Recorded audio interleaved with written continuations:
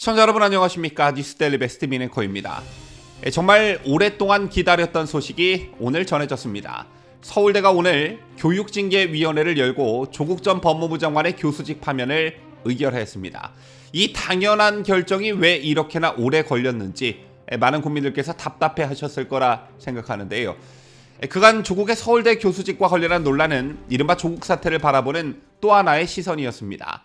이보다 먼저 조국 전 장관의 부인 정경심의 경우 지난 2021년 8월 동양대가 정 교수를 면직 처리하면서 교수직을 박탈한 바 있는데, 파면 해임 등의 징계와는 달리 면직 처리는 정 교수의 연금 수령이나 재취업 기회 등은 그대로 유지되는 결정이었기 때문에 동양대의 이 같은 결정에 비판 여론이 일기도 했습니다.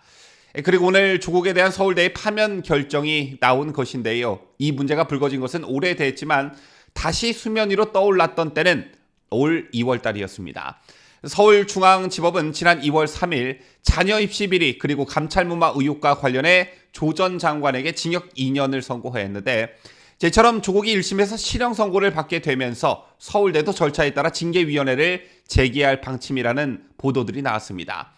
서울대는 앞서 조 전 장관이 2019년 11월 뇌물수수와 부정청탁금지법 위반 등의 혐의로 기소가 되자 이듬해 1월 조 전 장관의 법학전문대학원 교수 직위를 해제한 바 있습니다. 그러나 공소사실 요지만으로는 혐의 내용을 입증할 수 있는 한계가 있다며 징계는 보류했습니다. 제2의 오세정 전 서울대 총장은 징계를 미루다가 지난해 7월 징계위원회에 징계 의결을 요청했는데요. 요구서 접수 후 60일 안에 징계를 의결해야 하지만 규정상 부득이한 사유를 적용해 의결을 미뤄왔습니다. 징계를 미룬 이유는 판결문이 수백 쪽에 달하고 위원들을 소집하는 데 시간이 다소 걸릴 수 있다는 이유에서였는데요. 참고로 서울대는 학칙상 교내외 위원들로 구성된 교원징계위원회에서 징계를 의결하게 되고요. 내부 징계 기준상 서울대 교원이 부정청탁 및 학생 성적과 관련한 비위 등의 연루가 되면 정도에 따라 견책부터 파면까지 가능합니다. 하지만 당시에 나왔던 관측들을 보면 서울대가 징계위 최종 의결을 대법원 확정 판결 이후로 미룰 가능성이 높다는 관측이 우세했습니다. 조 전 장관이 1심 판결 직후 항소한 상황이라 도중에 판결 결과가 뒤집히게 되면 그 사이 내린 징계위 결정 또한 소송에 휘말릴 수 있다는 그런 우려 때문이었는데요. 실제 연세대 또한 1심 판결만으로 조 전 장관의 아들에 대한 대학원 입학 허가 취소 문제를 논의하지 않기로 했었습니다. 지난 2월 재판에서 조 전 장관 아들은 연세대 대학원 합격 당시 제출한 서울대 공익인권법 센터 인턴 확인서 등이 허위로 인정된 바 있었죠. 대법원 확정 판결 이후에 논의할 예정이라는 게 당시 연세대의 입장이었습니다. 자, 그런데 오늘 서울대가 항소심이 진행되기 전에 조국에 대한 교수직 파면을 의결한 것이라 당연한 결정이지만 다소 의외란 반응도 이어지고 있습니다. 사실 이 문제와 관련해 조국은 물론 서울대에 대한 비판 여론도 거세왔습니다. 조 전 장관이 서울대 교수직에서 직위 해제된 이후에도 2년간 받아온 급여가 6,600만 원이 넘는 것으로 나타났다는 보도가 있은 뒤에 이래도 되는 것이냐, 이게 과연 가당키나 한 일이냐라는 비판 여론이 일었던 적이 있었는데, 앞서 언급한 대로 서울대는 조 전 장관의 1심 판결이 나오지 않았다는 이유로 징계 결정을 하지 않고 2년간 급여를 주고 있었습니다. 조 전 장관은 직위 해제 이후 작년 1월까지 서울대에서 급여 6,628만여 원을 받았는데 월 평균 276만 원꼴이죠. 더군다나 최근 5년간 조 전 장관이 서울대에서 실제로 강의한 기간은 2016년 2학기 9월에서 12월까지였습니다. 쟤는 직위 해제된 직원에게도 급여의 30에서 50%를 지급해야 한다는 서울대 인사규정 때문이었는데, 서울대가 이 규정을 근거로 2016년부터 작년 초까지 조 전 장관을 포함한 직위 해제 교원 19명에게 지급한 급여는 9억 2,170만 원에 이릅니다. 따라서 당연히 비판 여론이 거세질 수밖에 없었던 거죠. 자, 그런가 하면 오늘 서울대의 조국에 대한 파면 결정 소식이 알려지자 조국이 즉각 반발하며 즉각 항소하겠다는 의사를 밝혔습니다. 무죄 추정의 원칙을 운운했는데, 지난 서울대 측의 파면 결정과 관련해 조 전 장관은 자신의 페이스북에 자신의 변호인단의 입장문을 공유했습니다. 조국은 입장문에서 조 전 장관은 청탁금지법 유죄에 대하여 불복하여 즉각 항소하였고, 서울대에 대해서는 헌법이 보장하는 무죄 추정의 원칙을 존중하여 청탁금지법 위반에 대한 판단이 최종적으로 내려지기 전까지 징계 절차를 중지해 주시길 요청했다며 조 전 장관 딸에게 장학금을 준 지도교수 노환준 교수도 1심에서 유죄 판결을 받았으나 부산대는 2심 판결이 나올 때까지 징계 결정을 보류했다고 했습니다.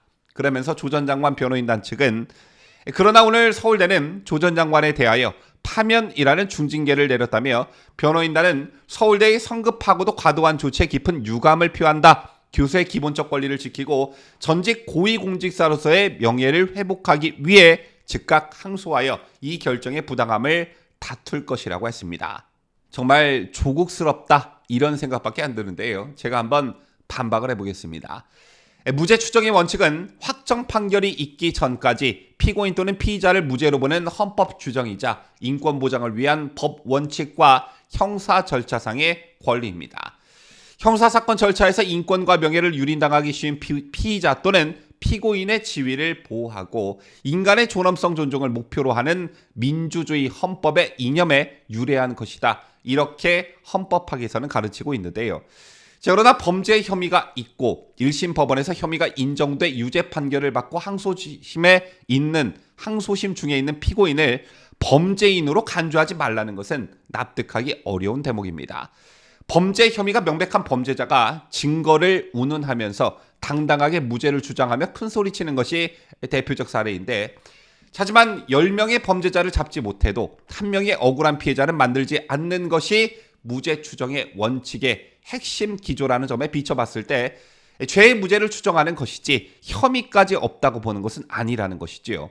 무죄 추정의 원칙은 어디까지나 형사법 절차상에서 적용되는 원칙이므로 직장에서의 징계 또는 학교에서의 입학 취소나 퇴학 등과 같이 형사재판 절차가 아닌 영역에서는 유죄 판결 전이라도 징계 처분은 가능하다는 것이 법조계의 대체적 시각입니다. 실제 대법원은 징계 혐의 사실의 인정은 형사재판의 유죄 확정 여부와 무관한 것이므로 형사재판 절차에서 유죄의 확정 판결을 받기 전이라도 징계 혐의 사실은 인정될 수 있는 것이며, 그와 같은 징계 혐의 사실 인정은 무죄 추정에 관한 헌법 제26조 제4항 또는 형사소송법 제275조의 이 규정에 저촉된다고 볼 수 없다고 판시하고 있습니다.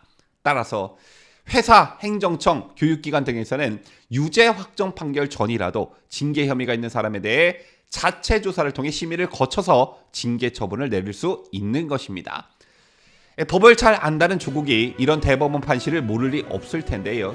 아무튼 서울대의 늦었지만 당연한 결정을 국민의 한 사람으로서 환영하는 바입니다. 지금까지 저는 자유대한민국 수하는 뉴스데일리 베스트 민앵커였습니다.